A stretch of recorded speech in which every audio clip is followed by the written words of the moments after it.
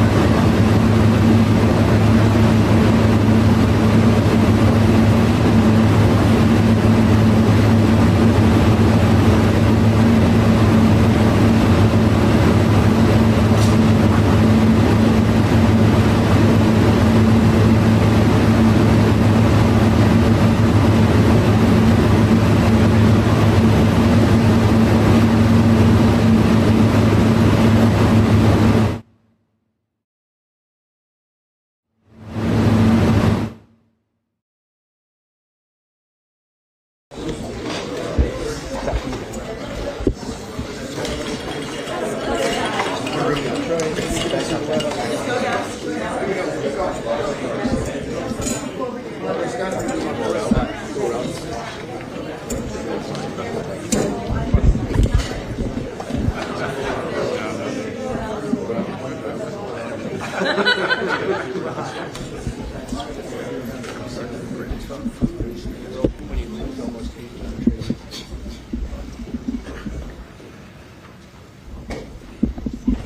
thank you very much, everybody. It's an honor to have the Prime Minister of Canada, Mark Carney, who I have made very popular. He's an extremely popular Prime Minister, and I'm very honored to do it because I liked him. Right from the beginning, I've liked him, and we've had a good relationship. We have some natural conflict, but we will probably work that out. But we've had a very strong relationship, and your hosting of the various countries that showed up, that was a beautiful job you did, and I appreciate it very much. We're going to be talking about trade. We're going to be talking about a lot of different things. We'll certainly be talking about Gaza. We're in very serious negotiations to, I guess you could say, depending on the way you count, 3,000 years. You could say 500 years. You could say, but that it's been raging for a long time. And I think there's a possibility that we could have peace in the Middle East. It's something even beyond the Gaza situation. We want a release of the hostages immediately, etc. And so our team is over there now. Another team just left, and other countries, literally every country in the world has supported the plan. Yep. I don't think there's anybody that hasn't, actually, not that I've seen. But there's a real chance that we could do something, so you may have some questions on that later. But in the meantime, we'll spend some time and we'll make some deals and we'll do some things that are good for both of our countries. And Mark, it's an honor to have you. Thank you very much. Thank you very much, Mr. President. If I may, you kindly hosted me and some of my colleagues a few months ago, and I said at the time, you are a transformative president. And since then, the transformation in the economy, unprecedented commitments of NATO partners to defense spending, peace from India, Pakistan through to Azerbaijan, Armenia, disabling Iran as a force of terror, and now, and I'm running out of time, but this is in many respects the most important. The merger of Canada and the United States. I'm only kidding. That wasn't where I was going. On this solemn day of commemoration of the horrific attacks of October 7th, for the first time in decades, hundreds of years, thousands of years, this prospect of peace that you've made possible. Canada stands foursquare behind those efforts, and we'll do whatever we can to support Very that. nice. Yeah. Thank you, Mark, very much. Any questions? Is there any, what would it take for you to drop or lower your tariffs on Canadian sectors, including aluminum and steel? Well, we're going to be talking about that with the Prime Minister.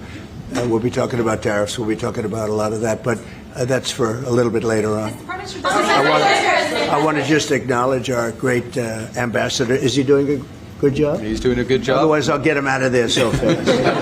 No, you have a Is it the White House's position that furloughed workers should be paid for their back pay? I would say it depends on who we're talking about. I can tell you this, the Democrats have put a lot of people in great risk and jeopardy, but it really depends on who you're talking about. But for the most part, we're going to take care of our people. There are some people that really don't deserve to be taken care of, and we'll take care of them in a different way. Okay? Thank you. Mr. President, in your opinion, why has Canada and the United States failed to reach an agreement up until now? Well, it's a complicated agreement, more complicated maybe than any other agreement we have on trade, because, we have natural conflict. We also have mutual love. We have great love for each other. I love this. I love Canada and the people of Canada. And Mark feels the same way about here. The problem we have is that they want a car company and I want a car company, meaning the U.S. wants a car company. And they want steel and we want steel. So in other countries, they're very far away, and there's no problem. You can compete and you can do. We don't like to compete because we sort of hurt each other when we compete, and so we have a natural conflict. It's a natural business conflict, nothing wrong with it, and I think we've come a long way over the last few months, actually, in terms of that relationship. So when it comes to trade, the United States was always giving everything. They gave everything to Canada. They would they would, let car companies leave here and go to Canada. But that hurts the United States. And, other presidents didn't see that. They weren't business-oriented. They might have been good politicians in some cases, not in all cases. They were bad at both. But it's a very natural conflict, and it's something that we're working on. Canada has offered a lot of compromise this summer. Are you willing today to offer some compromise to Canada, maybe on steel, on aluminum? Well, we've made compromise, and we've made some compromise even on steel. But, we have the same basic authority and the same basic, this could be also a little bit of a conflict with other countries all over the world on steel, because we want to make our own steel. We don't want to bring steel in for the most part, but we will bring it in, and we do bring it in. We continue to bring it in from Canada, but there is a tariff to pay. And I think that would be a normal thing to say, but we've come a long way. I think, Howard, we can truly say. Do you want to make a comment on that? Well, I think the opportunity to work together, and as you said, there's conflict. Why do we make cars in Canada? You've called that out, and you've addressed that. So there are places we should work together, and there are places that we have natural conflict. It's a tough situation because we want to make our cars here. At the same time, we want Canada to do well making cars. So we're working on formulas, and I think we'll get there. Canadians are refusing to go to the U.S. The numbers are down like 23% in the first 7 months of the year. What do you say to Canadians that don't want to go to the U.S. now because of your 51st state talk, because of the trade war, the tariffs? Yeah. Well, I understand that. Look, I understand that. And Americans don't want to buy cars that are made in Canada, we have the same conflict. So there isn't, it's something that will get worked out. There's still great love between the two countries, but, American people want product here. They want to make it here. Detroit was emptied out and moved to Canada, moved to Mexico, moved to other places, not just Canada. And now they're all moving back, they're moving back. We have, right now, I was just telling Mark, we have 17 trillion, but it's really much higher. That was as of a couple of months ago. Yeah. We have over $17 trillion being invested now in the United States. As an example, Biden, he was the worst president we've ever had, but they had less than 1 trillion in 4 years. We have more than 17 trillion in 8 months. 8 months. And I think that number is going to be $22 trillion. There's never been anything like that in the history of the world for any country, not even close. If you did 1 trillion in a year, that's pretty good. We're going to do over 20. And it's coming in with AI. It's coming in with auto plants. We're building auto plants, a lot of auto plants in the U.S. It's coming in for a lot of reasons. It's coming in because of the fact, I think the November 5th election was a big factor, and I think the tariffs are a big factor.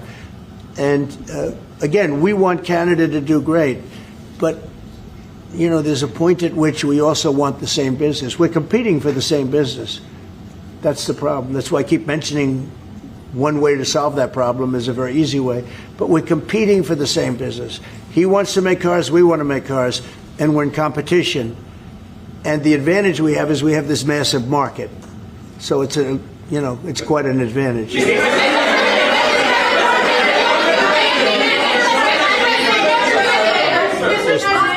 President, can we talk about Portland for a second? Are you planning to invoke the Insurrection Act? And that would be, a very long-standing law that's been on the books. Yeah, well, it's been invoked before, as you know. If you look at Chicago, Chicago's a great city where there's a lot of crime. And if the governor can't do the job, we'll do the job. It's all very simple. They probably had 50 murders in Chicago over the last 5, 6, 7 months. Many people were shot. And then the governor gets up and he says, well, we can handle it. They can't handle it. They don't know what they're doing. The mayor is grossly incompetent. He's at a 4% approval rating in Chicago. He's at a 4%, lowest approval rating, lower than even de Blasio had, which is hard to believe in New York. I thought de Blasio would always maintain that record, but the Chicago guy is even lower. So I think that we want safe cities.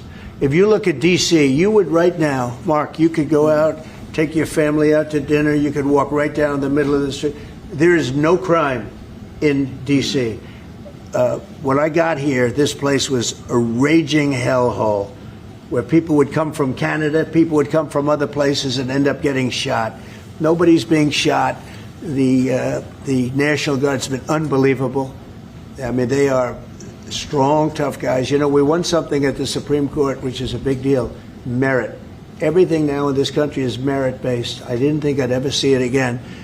And we have our soldiers are merit-based too, and they're central casting. And they walk through that town, and I'll tell you what, this place is safe. It's beautiful.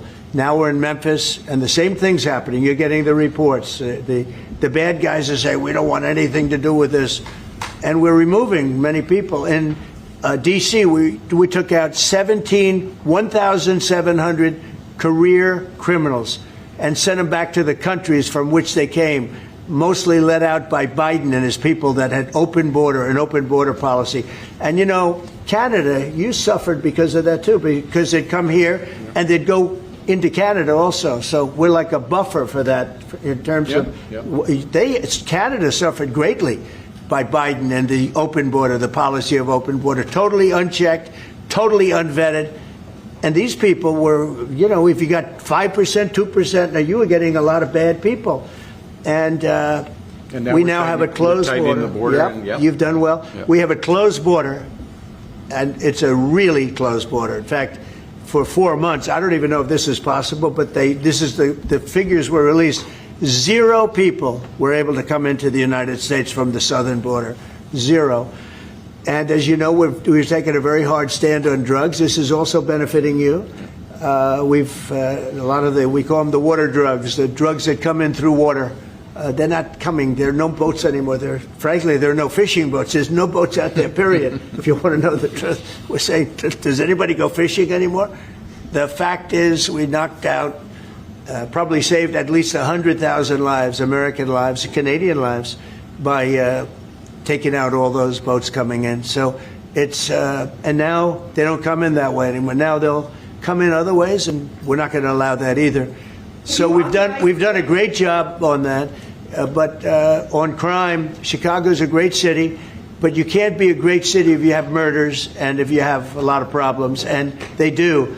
And they have an incompetent policy, just like they had open border policy, anybody could come in. They came in from prisons, they came in from mental institutions, drug dealers, they came in from all over the place, and we don't have that anymore.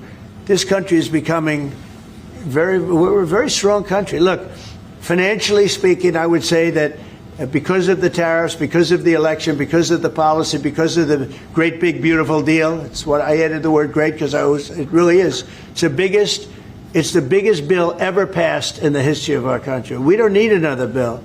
It's the biggest tax cuts. I mean, when you think no tax on tips, no tax on Social Security, no tax on overtime for the people. But far beyond that, what it does is incentivizes auto plants and AI and all of the things that nobody's ever passed a bill like it. We don't need another bill. We don't need any more bills. I said, let's get it all at once. I was greatly helped by our Speaker, Mike Johnson, and by the Senate. I'll tell you what, John Thune's both of those guys have been incredible. And we got a bill passed that I said, let's see if we can get it all done. Because these Democrats are like insurrectionists, okay? They're so bad for our country. Their policy is so bad for our country. I said, let's see if we can get it all done and everybody said it's not doable. Because it's the biggest bill ever passed in the history of our country. And we got it all done. We don't need anything else. We got everything we want. And now, because of that, that's a big reason why the companies are coming in. You know, 1 year depreciation, 1 year write-off, 1 year expensing. Nobody's ever seen anything like it. So they're coming in from all over the world. But to have a great country, you can't have crime. And we don't have crime, but we have cities where there's tremendous crime. And Chicago's one of them. And if the governor can't straighten it out, we'll straighten it out. Thanks. A question for the President. Do you remain committed to? Mr. Prime Minister, I'd like to know how come the UK and the European Union have succeeded to sign deals and bring the tariffs down, and Canada still hasn't been able to do the same? Yeah, because they're not located right next to each other. It makes it in many cases, it's much better and easier. But yeah, and if I may, let's be clear about the relationship as it stands right now. We are the second largest trading partner of the United States. We do a lot of trade going across the border where we're cooperating, first thing. Secondly, we are the largest foreign investor in the United States. $500 billion in the last 5 years alone, probably $8 trillion in the next 5 years if we get the agreement that we expect to get. Thirdly, there are areas, as the President just said, where conflict, maybe not so much conflict, we compete. There are areas where we compete, and it's in those areas where we have to come to an agreement that works. But there are more areas where we are stronger together, and that's what we're focused on. And we're going to get the right deal for America, right deal, obviously, from my perspective, for Canada.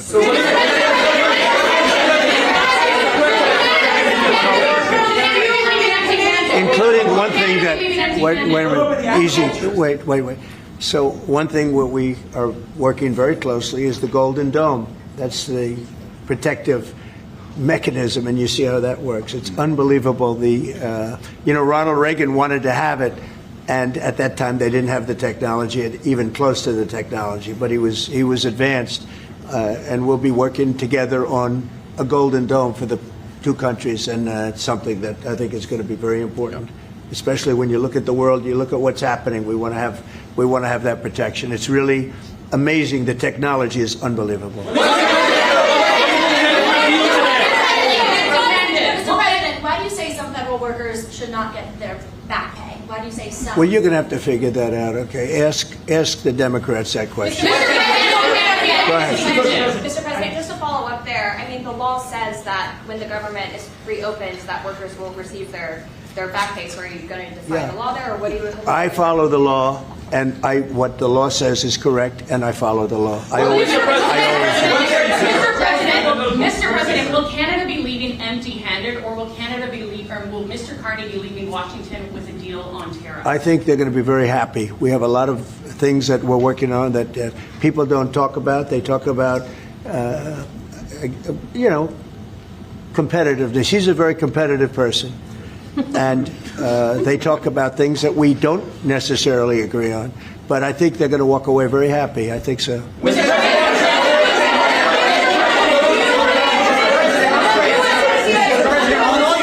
That you've signed, there's been a minimum tariff that countries have got. When the USMCA gets renegotiated, do you want a minimum tariff on goods between Canada and the US?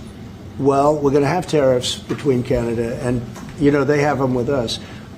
I will say with our farmers, as you know, they went up to as much as 400%, 250, 300, and even one at 401. We found one having to do with a very small product, but it was high.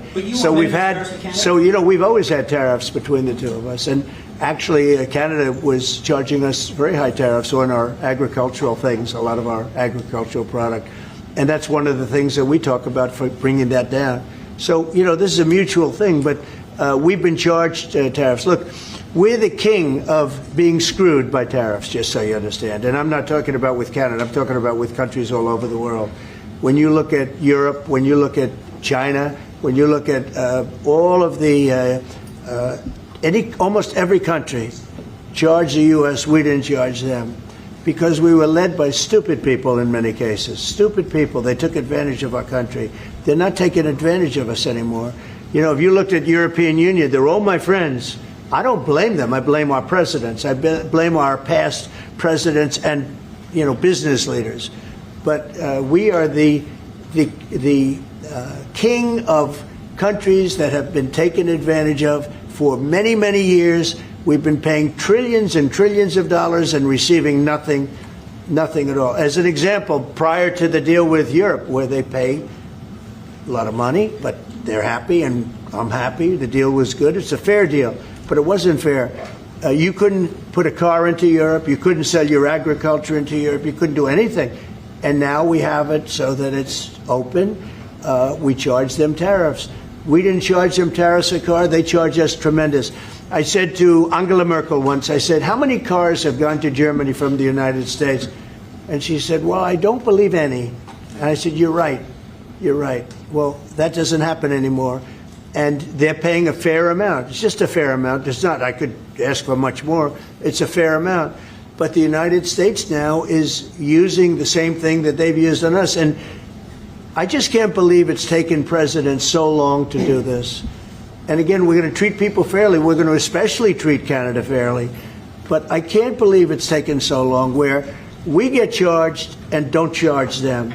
Japan was a good example. We made a deal with Japan. You saw that, Mark? A deal with Japan. It's a much different deal than we've had in the past. But they would send us millions of cars, no charge. We weren't allowed to send them cars. We sent them no cars.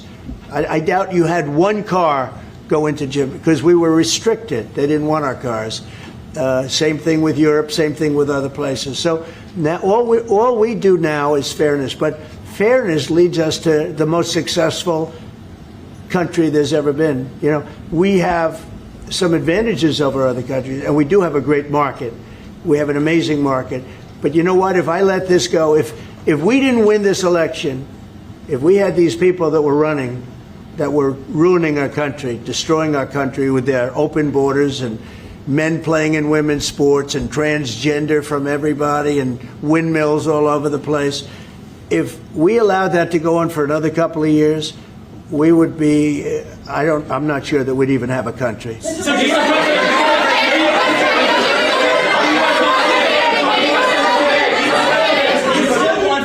Yeah, Brian.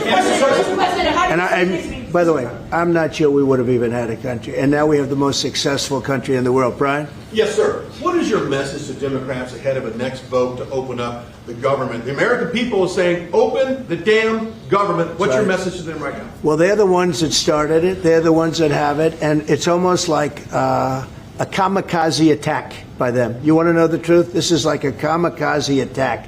They almost, you know, they have nothing to lose. They've lost the elections. They've lost the presidential election in a landslide. I saw the other day where Kamala said, this was a very close election. This was one of the biggest sweeps that anybody's ever had. Won the popular vote by millions, won the Electoral College by a massive amount. They said, if I got 270, that would be great. But I got, I think, 312 or 315, and they got 220. So, you know, we won that. But we won counties. The big thing is counties. So out of all of the counties, thousands and thousands, we got 2,500. They got 525. It was a landslide. And we listened, oh, yes, it was close. It was one of the greatest victories ever. And it was a mandate to do what we're doing. And I hope, and Mark wants this as much as I do, we are very close to making a deal on the Middle East that will bring peace to the Middle East. After all of these years of millions and millions, tens of millions of people being killed, there's a chance to bring peace to the Middle East. In addition to that, I made 7 other deals, and they're, you know, great. And we're, you know, things are happening with respect to Russia, Ukraine. That's one that last week, Mark, 7,812 people were killed. Soldiers, mostly soldiers. Yep. But 7,000, more than 7,000, almost 8,000 soldiers were killed. It's a crazy thing. I thought that would have been one of the easy ones. I get along very well with Putin, and I thought that would have been, I'm very disappointed in him because I thought this would have been an easy one to settle, but it's turned out to be maybe tougher than the Middle East. We'll see what happens with the Middle East. The Middle East.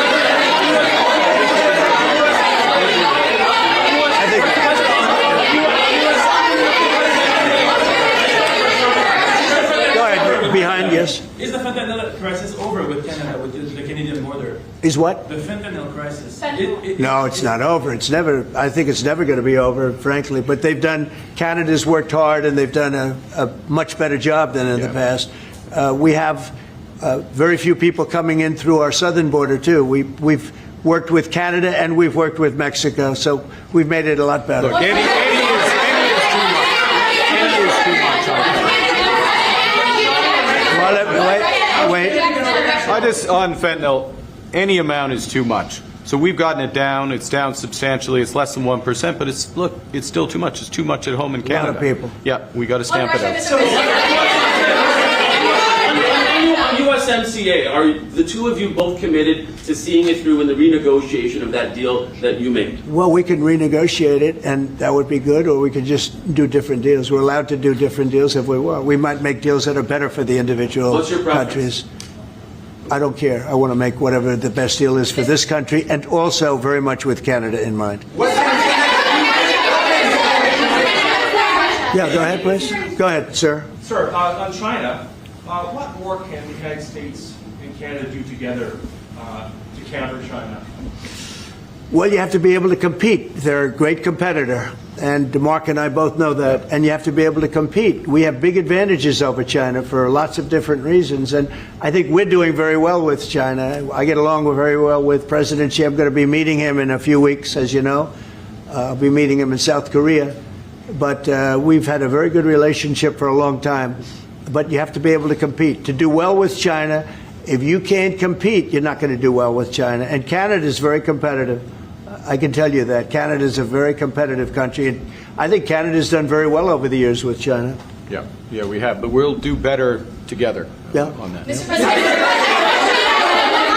on Golden Dome, the Middle East, what guarantees are you giving your Arab partners that Israel will not resume its offensive after the hostages are released? Well, the primary guarantee is once this deal happens, if it does happen, look, they're in negotiations right now, we are going to do everything possible. We have a lot of power, and we're going to do everything possible to make sure everybody adheres to the deal. Okay? Are you concerned about the delays at airports, and how do you see the shutdown lately? Oh, sure. I mean, it's they're all Democrat delays. There are delays at the airport. That's standard. And again, this is something that every day we put forth a bill. It's just a continuation. It's a very simple thing to sign and very simple to do. And I really think that these are people that I think they have nothing to lose. They have a party that's out of control. They have no leader. Nobody knows who the leader is. I look at people with very low IQs like Crockett, this woman Crockett. I never met her. But she's a low IQ individual. I look at AOC talking about how if they want to negotiate, they can come to my office. She's not in that position to do that. And who the hell is she to say that? And then I watch Nancy Pelosi not knowing what to do. I watch their leadership. Look, Schumer is petrified of primary because he's not going to win probably against anybody in a primary. You know, Schumer did the right thing, but he handled it badly. Originally, a year ago, he did probably the right thing, but he handled it badly.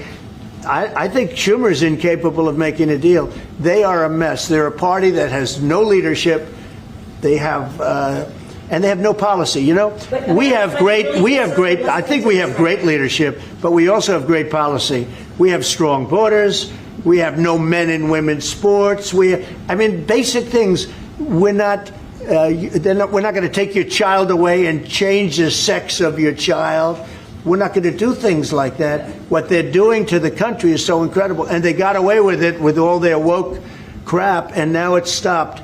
And we have a country that's based on common sense and strength and intelligence. I mean, we have the United States of America, and I say it all the time. Other leaders have told me this. Mark hasn't yet, but I think he would.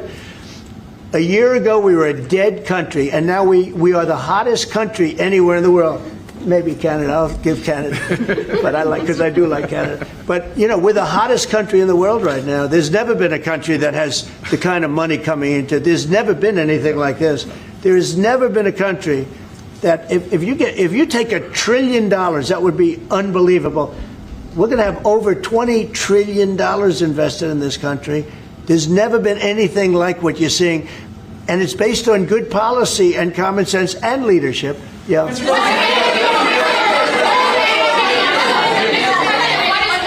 Mr. President, what is Canada giving you in return? If you say Mr. Carney is going to be leaving Washington happy, what's Canada giving you in return? Well, you'll find out, but I think the people of Canada, they will love us again. Most of them still do. If you say only 25%, I assume a lot of them. I think they love us.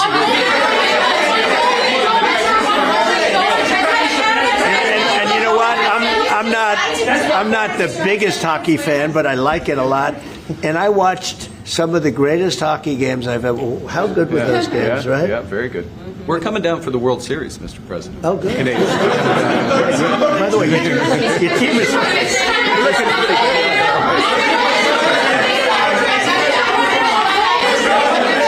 Mr. President, will you sign a trade deal with Canada that doesn't include supply managed goods like dairy, for example? If the federal government... Well, a deal would include dairy. I mean, it's going to include everything. We'll do a comprehensive... Mr. President, have you identified programs to eliminate under this shutdown? Oh, sure. Sure. Which ones? We have a lot. I'm not going to tell you, but we'll be announcing it pretty soon. But we have a lot of things that we're going to eliminate and permanently eliminate. You know, one of the things that we have is some advantage, you could say, but because of the shutdown, which I think they made a big mistake, we're able to take out billions and billions of dollars of waste, fraud, and abuse, and they've handed it, on a silver platter. And you know Russell Vogt, he's a serious person, very serious person, and he's sitting there and he's getting ready to cut things. And this is something that was handed to us by, I assume, Schumer. I just don't know if Schumer has any power anymore.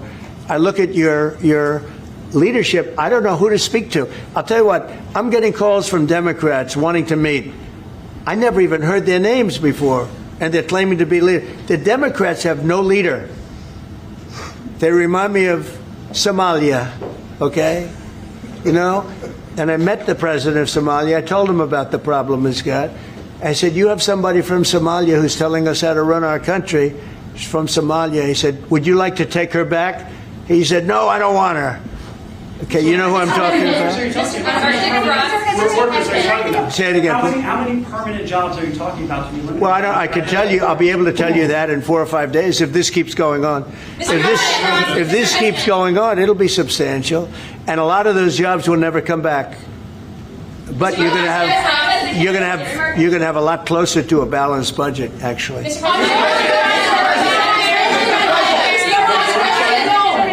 there anything the Prime Minister has done that's making it more difficult to reach a deal?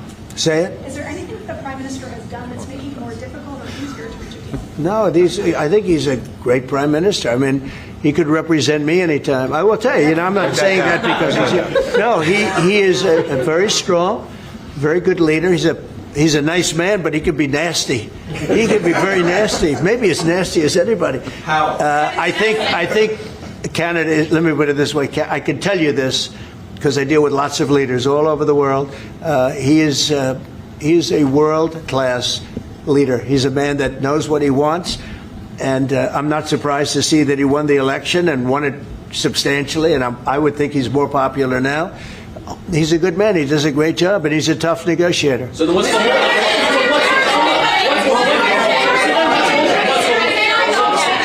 what's holding things up? If he's a great man and you want to do a deal with Canada, why aren't you? Because I want to be a great man too. Thank you very much. Thank you, everybody. That could have been. I think you got that one. That could have been good. Thank you very much. Thank you.